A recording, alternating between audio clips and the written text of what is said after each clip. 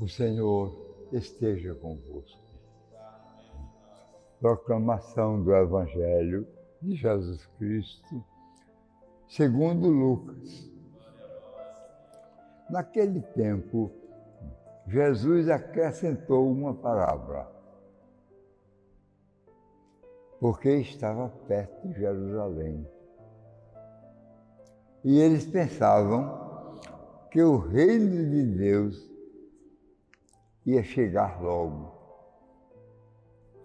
Então Jesus disse: um homem nobre partiu para um país distante a fim de ser coroado rei e depois voltar. Chamou então 10 dos seus empregados, entregou 100 moedas de prata a cada um e disse: nós não queremos que esse homem reine sobre nós. Seus concidadãos odiavam. Pensavam em enviar a uma embaixada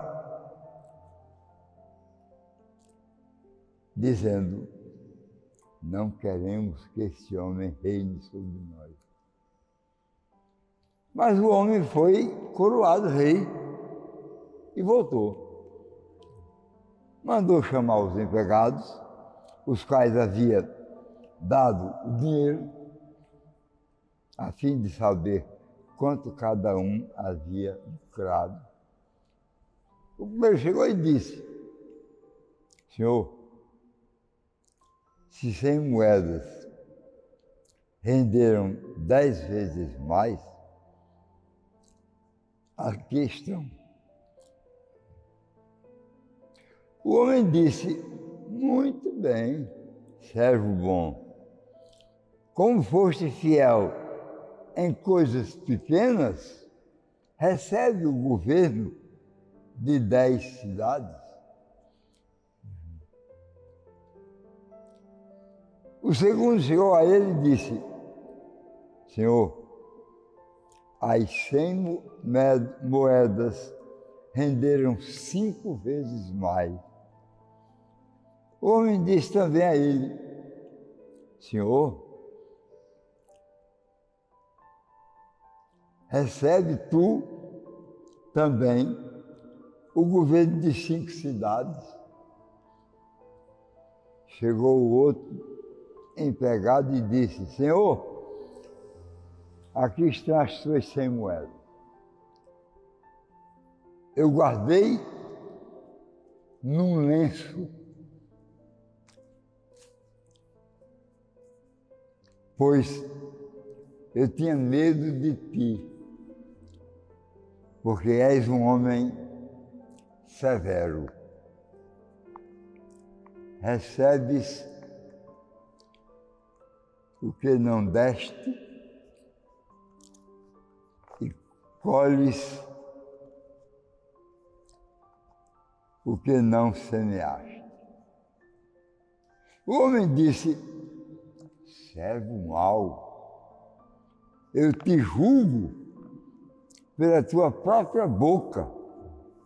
Tu sabias que eu sou um homem severo, que recebo o que não dei e colho o que não semeei? Então, porque tu não depositaste meu dinheiro no banco, ao chegar, eu o retiraria com juros. Depois disse aos que estavam ali presentes: tirai dele as 100 moedas e dai-as àqueles que têm 1000. Os presentes disseram: Senhor, esse já tem 1000 moedas. Ele respondeu: eu vos digo, a todo aquele que já possui, será dado ainda mais.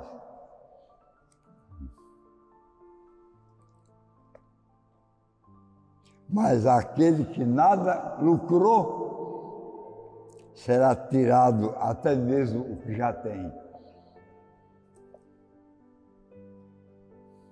E quanto a esses inimigos,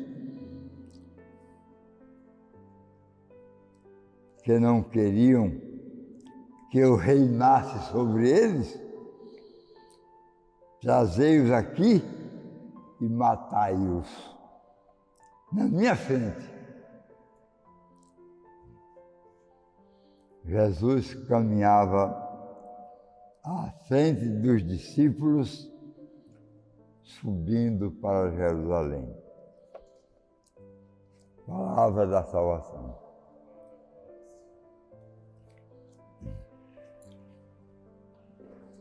Meus irmãos, minhas irmãs,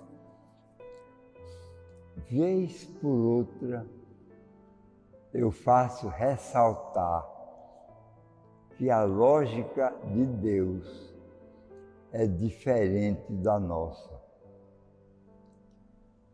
Nós temos uma lógica frágil. Jesus tem uma lógica firme. A nossa lógica é mais superficial. A dele é extremamente profunda. Ao invés de dizer qual razão teria Jesus para raciocinar assim: a quem tem mais, mais ainda será dado. A quem não lucrou, até o que tem de base será tirado. Isso nós vamos compreender mais adiante. Vamos ver por onde começa a lógica de Deus na pessoa de Jesus Cristo. Eu falei pessoa de Jesus Cristo.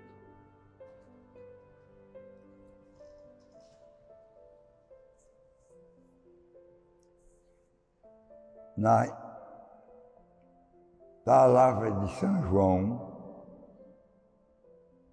no princípio era o Verbo, a palavra.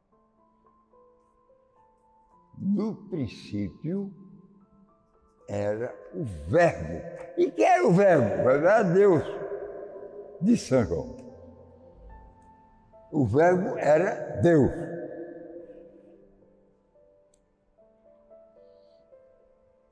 O Verbo se encarnou. Deus se encarnou. Jesus é Deus, Verbo encarnado. Homem. Mas quem se fez homem, quem se fez carne, não foi a pessoa. Foi o Verbo, a palavra. Observem isso. Não foi a pessoa que fez-se carne. Foi o Verbo. O Verbo era Deus. E era Deus por natureza divina. Foi a natureza divina que fez com que Jesus se tornasse homem.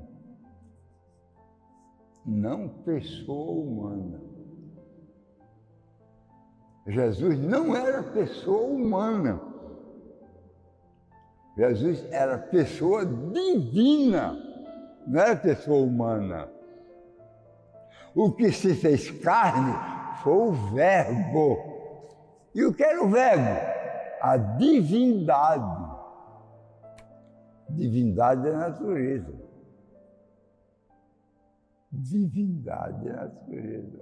Humanidade é natureza humana.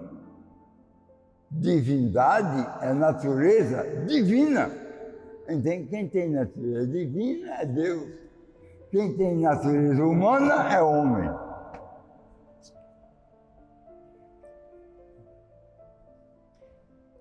Mas Jesus não tem natureza divina e humana juntamente com pessoa divina e humana. Não.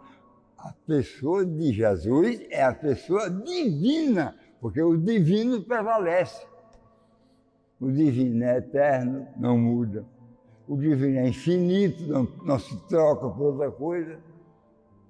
O humano é que é temporal, é limitado, é finito, não é infinito. Jesus não era pessoa humana. Jesus, o Verbo, que é Deus, encarnou-se como homem por natureza, não por pessoa. Mesmo que ainda hoje a gente não entenda bem a diferença de natureza e pessoa, mas são duas coisas substancialmente diferentes. Nós somos homens, pessoas humanas, por natureza humana. Jesus é pessoa divina, por natureza divina. Isso não muda. E o que é que tem a ver isso com tirar o dinheiro de quem tem pouco e dar mais a quem tem muito? Tem a ver uma coisa com outra. Vamos começar do começo.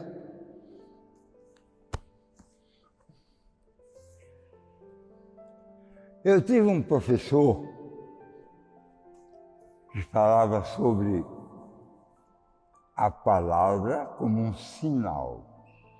Chamava-se Bettini, era um filósofo italiano, amigo de outro que era meu professor, Biolo, ambos professores de estética metafísica, na Gregoriana, e um lembrava o outro. Leiam Bettini, dizia Biolo. Bettini dizia, observem os conceitos de Biolo.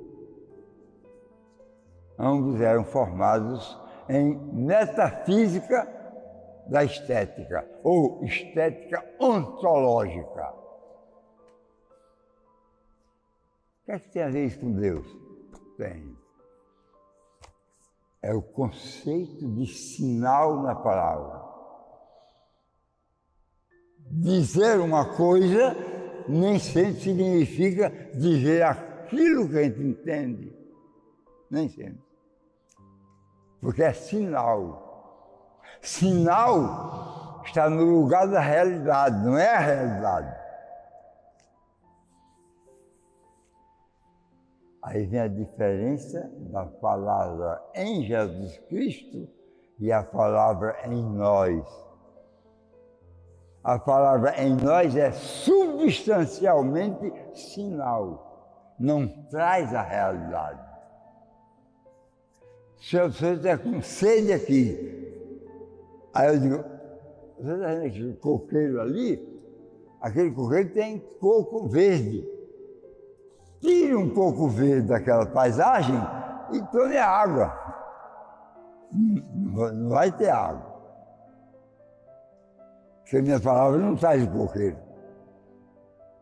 Mas se Jesus disser assim, aquele coqueiro tem água, porque tem coco.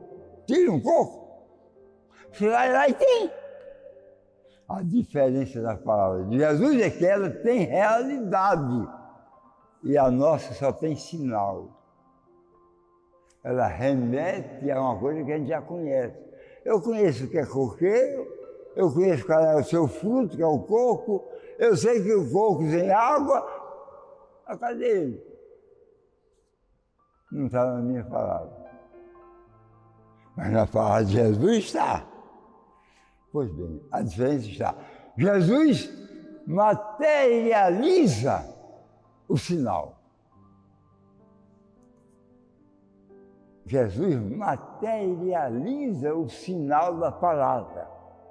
O que significa isso? A realidade. Por quê? Porque a materialização do sinal palavra em Jesus é o efeito. É o efeito. O efeito é a graça. A graça é um milagre. Não tinha coqueiro, não tinha não, mas quando ele disser tem. Por isso que ele não mandou o cego de Jericó ir para o oftalmologista para cuidar da vista dele. Não. Ele disse, o que é que você quer que eu faça? Aí o cego disse, eu quero ver. Então veja. E ele viu. Por quê? Porque a materialização do sinal, veja, que é sinal, veja não significa você ser cego e ver, não. Ver é ver quem vê. Mas quem não vê, o sinal passa a ser uma graça. O efeito da materialização do sinal em Jesus é o milagre, é a graça, a presença dele como Deus, que é a pessoa, e não como homem, que é a natureza. Eu me lembro de uma coisa brincando assim, Jesus não é uma cobra de duas cabeças. Tem duas pessoas. Antes do Concílio de Trento, se pensava muito que Jesus era duas pessoas. A pessoa divina e a pessoa humana. Não. Aí é cobra de duas cabeças. Jesus é pessoa divina. Natureza humana. A encarnação do Verbo. O Verbo é a divindade. Encarnou-se. Assumiu a natureza humana, mas não a pessoa. Então, Jesus, quando fala, ele fala como nós, usando o sinal da palavra, só que em nós permanece sinal. Remete à realidade que está fora. Mas a palavra em Jesus não é mais sinal. É materialização do sinal, que é a graça, é o milagre. Então, quando ele diz, o dinheiro que você lucrou, você vai ter mais do que o que você lucrou. O dinheiro que você não lucrou, você vai perder a base. Porque dinheiro é para lucrar. Não é para estagnar. Sobretudo a intenção daquele que ia ser coroado rei, e porque que aqueles que não trabalharam para lucrar eram inimigos que iam fazer uma embaixada para matar a pessoa. A pessoa ali era Jesus. Então Jesus entendeu a matéria qual era. Ele não suportava Jesus, porque Jesus era coerente, Jesus era preciso e tinha autoridade para realizar tanto aquilo que ele queria para o bem do outro, como aquilo que ele queria para o bem de todos, embora que uns se prejudicassem. Aí o prejuízo era uma lição, era uma página ensinando como é que deve fazer. Se aprender essa página, aprender, consulte, aprenda, se envolva nisso, aí você vai ter o lucro que os outros tiveram, quem sabe, até um pouco mais. Palavra em Jesus é materialização do sinal. E a materialização do sinal é o efeito, e o efeito é a graça, o milagre. Se ele disse, pode ir atrás que dá certo. Não faz, Filho do Espírito Santo. Amém.